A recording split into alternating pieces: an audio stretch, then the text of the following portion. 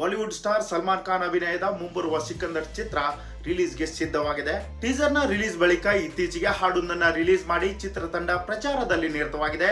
South ನ ನಿರ್ದೇಶಕ AR Murugadoss ಅವರೊಂದಿಗೆ ಸಲ್ಮಾನ್ ಖಾನ್ ಸಿನಿಮಾ ಮಾಡುತ್ತಿದ್ದಾರೆ. ಈ ಕಾರಣದಿಂದ ಈ ಚಿತ್ರದ ಬಗ್ಗೆ ನಿರೀಕ್ಷೆ ಹೆಚ್ಚಿದೆ. ಸಲ್ಮಾನ್ ಖಾನ್ ಅಭಿನಯದ ಸಿಕಂದರ್ 2018ರಲ್ಲಿ AR ಮುರುಗದಾಸ್ ಹಾಗೂ ತಲಪತಿ ವಿಜಯ್ ಅವರೊಂದಿಗೆ ನಿರ್ದೇಶನ ಮಾಡಿದ ಸರ್ಕಾರ್ ಸಿನಿಮಾದ ರಿಮೇಕ್ ಎನ್ನುವ ಮಾತು ಕೂಡ ಎಲ್ಲೆಡೆ ಕೇಳಿ ಬರುತ್ತಿದೆ.